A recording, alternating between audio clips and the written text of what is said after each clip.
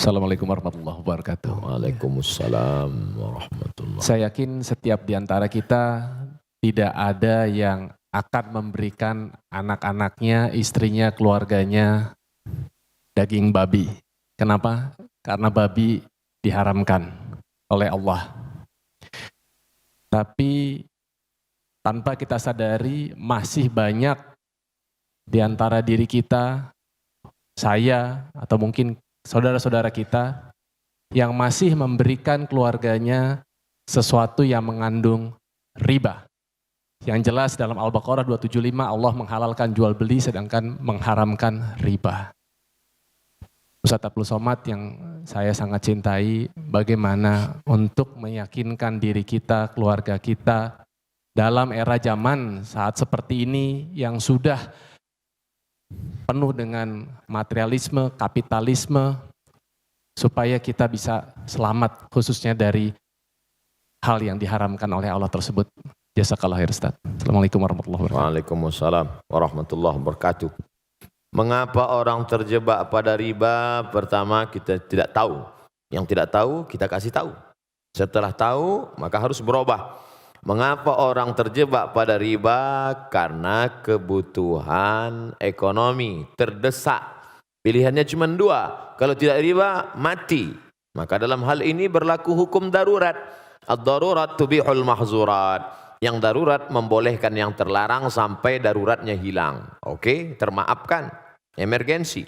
Yang ketiga, terjebak pada riba karena style. Kalau tidak ngutang, tidak dianggap sebagai orang kaya. Akhirnya terjebak pada kehidupan yang semu dan palsu. Kerja setan, la'udillannahum, aku sesatkan mereka. Setelah sesat, wala umanniyannahum, aku buat mereka berhalusinasi. Kau yang paling cantik, kau yang paling kaya, kau yang paling hebat, kau yang paling-paling. Padahal dia saja yang merasa. Orang lain lihat dia malah jijik. Nah, ini jebakan setan. Lebih bahaya daripada jebakan Batman. Yang keempat, maka Allah Ta'ala menyebutkan beberapa ancaman. Ancaman pertama, alladzina ya'kuluna riba, orang yang makan riba, la yaqumuna illa kama yaqumul ladzi yatakhabbatuhu syaitanu minal mas. Bangkit dari kubur ketika nanti ditiupkan sangkakala seperti orang yang kerasukan setan. Kata orang Jawa, kesambet. Begitulah nanti bentuk dia di padang mahsyar. Dua, ayyuma lahmin, setiap daging di badan, nabata min haramin, kalau tumbuh dari yang haram, fannaru aulabih, tempatnya api neraka. Sepiring nasi riba disuap berubah menjadi setetes darah haram, masuk ke dalam jantung, merusak otak anak yang hijau yang bersih jadi kotor.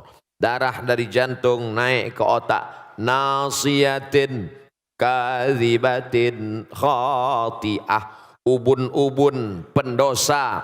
Kenapa ubun-ubun? Karena otak depan yang berpikir rusak disebabkan makan riba, makan haram. Tiga, ayyuma lahmin nabata min aramin, dari setetes darah berubah menjadi daging, daging membalut tulang, urat-urat, kulit. Nabata min aramin, kalau dia tumbuh dari neraka, tumbuh dari riba haram, fannaru aulabih, tempatnya api neraka jahanam. Yang keempat, rajulun as'ath akbar, ada orang yang rambutnya kusut berdebu, mengangkat tangan berdoa, ya Rab, ya Allah, doanya tak dikabulkan. Kenapa doanya tak dikabulkan? Mat'amuhu haram, makanannya haram. Masrabuhu haram, minumannya haram. Malbasuhu haram, pakaiannya haram. Wa ghudhiya bil haram, diberi makanan haram. Oleh sebab itu Abdullah bin Umar bin Khattab mengorek mulutnya. Dia muntahkan lagi. Ketika ada orang memberi kurma, dia makan. Setelah itu datang orang ngasih tahu. Itu tadi yang ngasih ente orangnya begini-begini. Dia muntahkan lagi.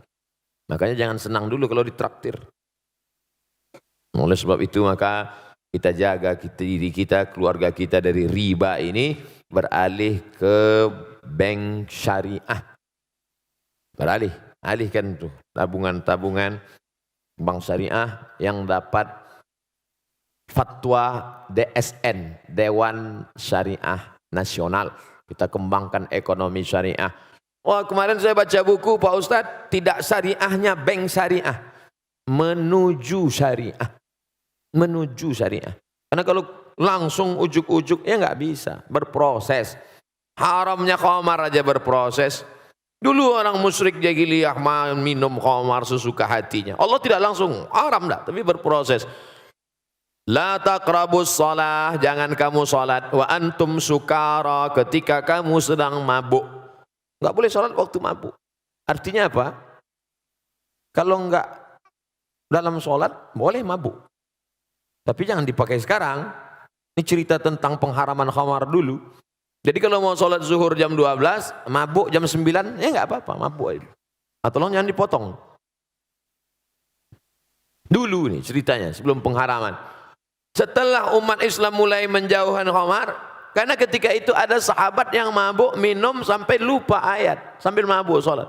Wala ana abidum ma'abadtum wala antum ma'abiduna ma'abud. Wala ana abidum ma'abadtum wala antum ma'abiduna ma'abud. Wala ana abidum ma'abadtum. Nah keturun ayat la taqrabus salata wa antum sukara, jangan kamu salat ketika kamu mabuk hatta ta'lamu ma taqulun, sampai kamu sadar apa yang kamu ucapkan.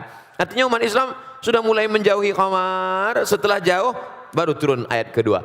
Yas'alunaka 'anil khamri wal maisir, kalau mereka bertanya kepadamu tentang khamar dan judi, qul katakan fihima itsmun kabir, dosanya besar tapi manfaatnya juga besar.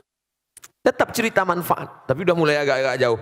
Setelah jauh baru turun ayat pamungkas yang ketiga. Innamal khamru, khamar, sabu-sabu, narkoba, wal maisir, judi, wal ansab, menyembelih binatang untuk berhala, wal azlam, mengundi nasib, rijsun, najis, min amali syaitan, perbuatan setan, fajtanibuh, jauhi. Nah, jadi finalnya begitu. Begitu juga tentang proses ini, berdiri bank muamalat, lalu bank-bank konvensional buka cabang divisi syariah, 16 tahun, 15 tahun baru boleh mendirikan sendiri. Beberapa bank daerah, bank Aceh, bank NTB, bank Sumatera Barat, nah ini bank Riau, berubah menjadi bank syariah. Mudah-mudahan semuanya dalam proses, walaupun mungkin kita tidak lagi hidup di atas dunia, tapi anak-anak cucu kita mendapatkan bank syariah ini sehingga murni dari riba, insyaallah. Amin ya rabbal alamin.